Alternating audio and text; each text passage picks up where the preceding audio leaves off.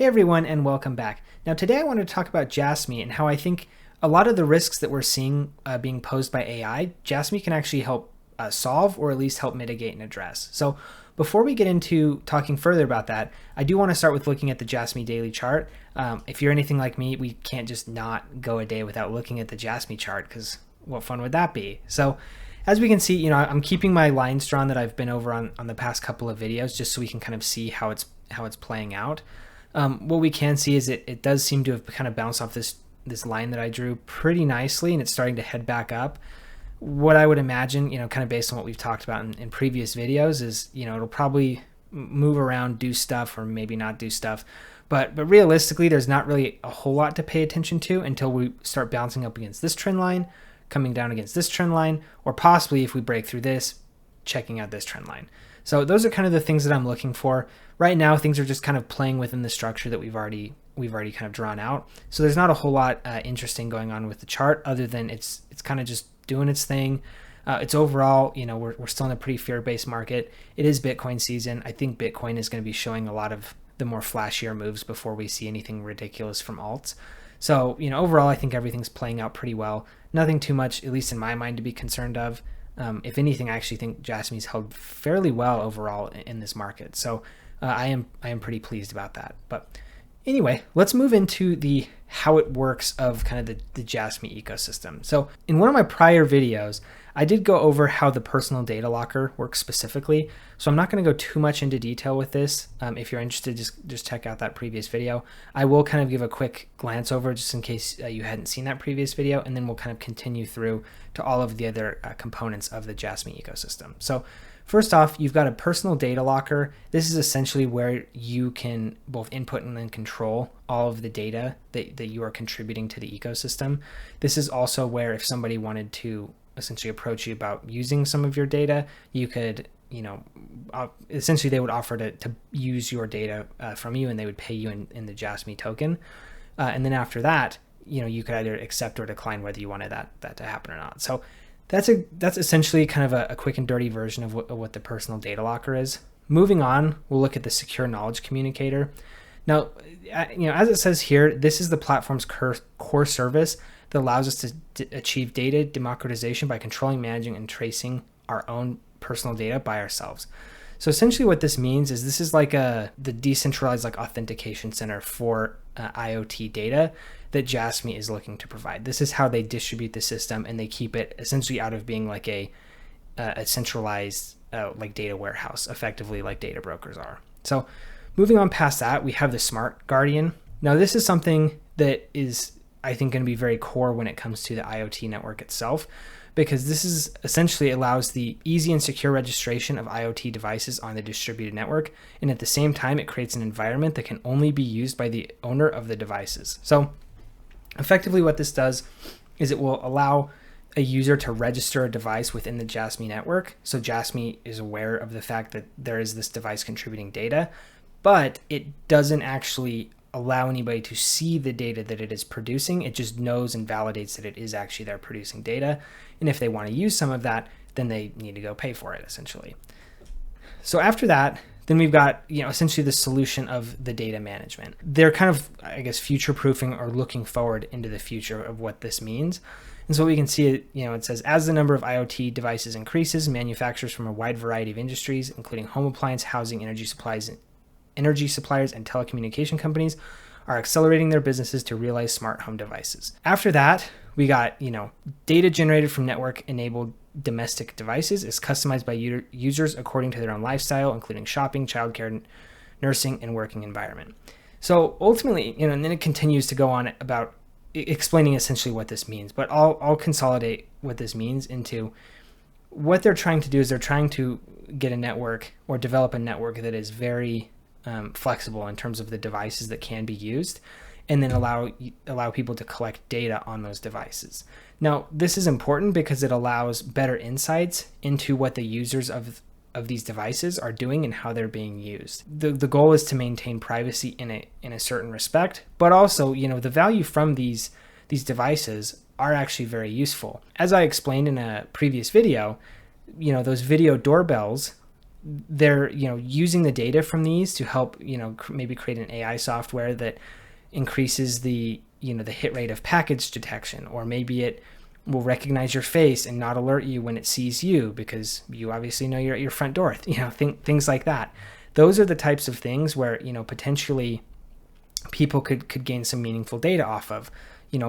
Another new example could be, there's a lot of these smart fridges that actually will be able to look inside your fridge and, tell you what you have, right? And now maybe there's a way in which somebody could create some sort of smart algorithm or model that allows essentially not face recognition, but like food recognition, right? It can see what you have in your fridge, and it can also see what you have normally in your fridge. So it could tell you that you're out of milk without you even necessarily needing to put that on your shopping list, and then it would then go put it in your shopping list. This is the type of data that essentially allows these types of innovations to happen. Now, currently, if somebody wants that type of data, they've got to go to, Samsung and go buy all of the data off of Samsung from, that they've got from their fridges. This is something that is actually giving the data back to the people that are actually generating it and creating it. So this, I think, is a really, really good vision for the product. And also, as we can see in a little bit, I think this is going to be essential for some of the possible concerns or possible risks of the advancement of AI. So we'll get to that in a second. We'll get through kind of the nuances of the Jasmy ecosystem first, and then we'll move on to that. So next thing is, essentially the reward system, right? We've kind of already talked about this. This is pretty straightforward, but, and they mention it exactly right here. And this is where I've kind of hit on a million different times. And this is why I think Jasmy is so important of a project, is because they say, we believe that an effective reward system is essential to build a healthy data ecosystem. Just as personal data has been concentrated within centralized companies, and these companies that use it are more and more dominating the world, we are now aware that personal data turns out to be the new oil of a digital age. And as I mentioned in my last video, I think this is very fair, right? Especially in the digital age, essentially we are the data that we create in kind of a weird sense, right? I know it may sound a little bit, dystopian or something like that, but AI, at least at this point in time, can only copy. It can't realistically create, and anything that it does create isn't truly creative, right? It's just based on patterns that it's seen from other actual created art or, art information, data, whatever in the past.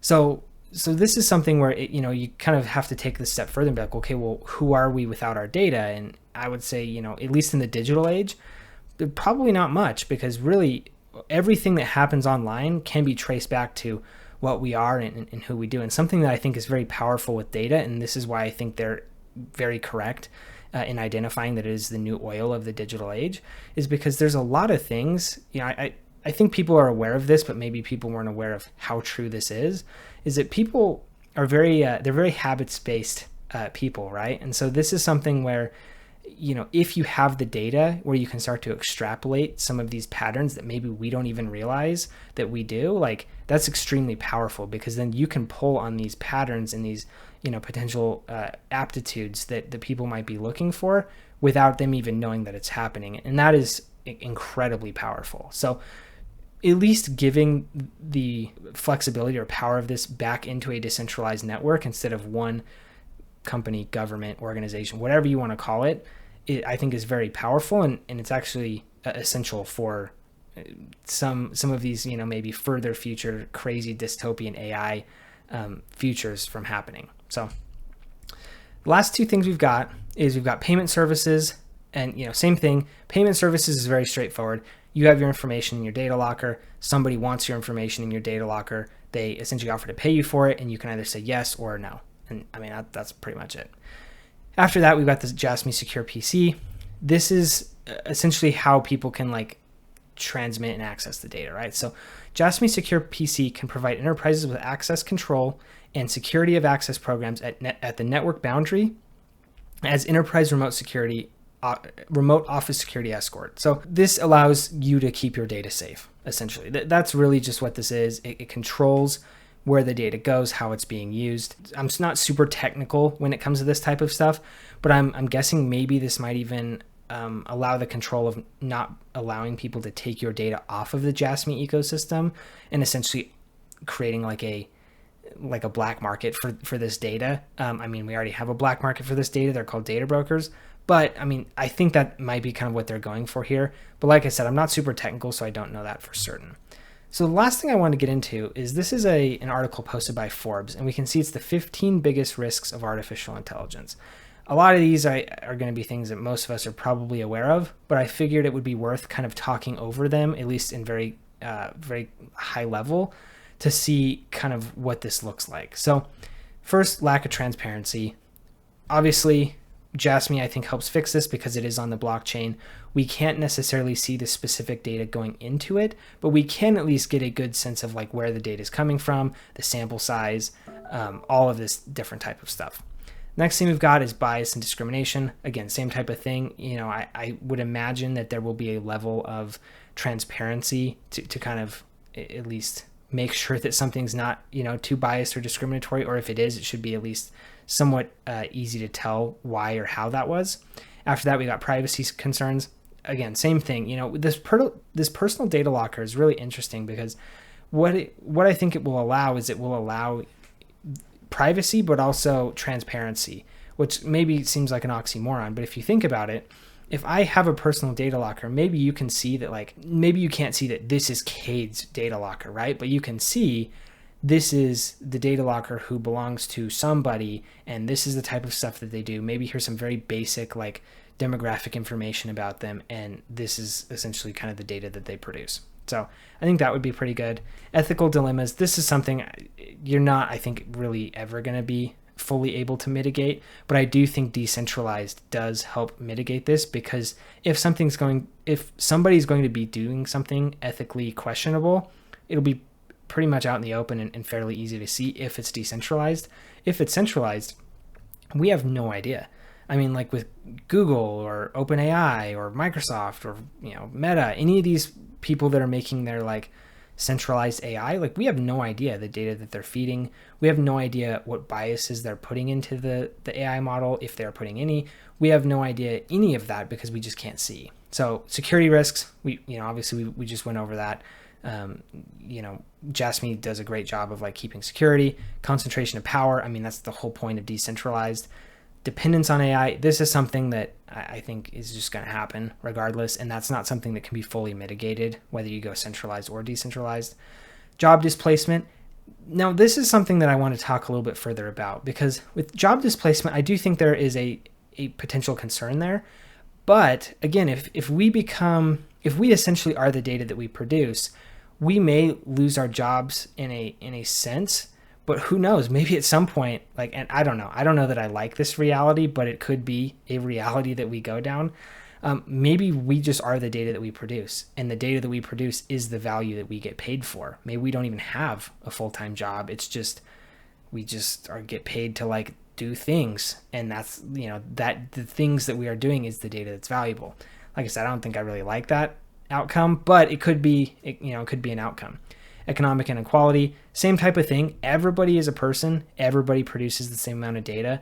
I would actually say, people who shift more towards the consumer side may actually be more valuable than people who consume less, because people who consume less don't generate as much data as to why they're consuming less. So, I don't think AI can necessarily, prevent that, but it could, at least decentralized.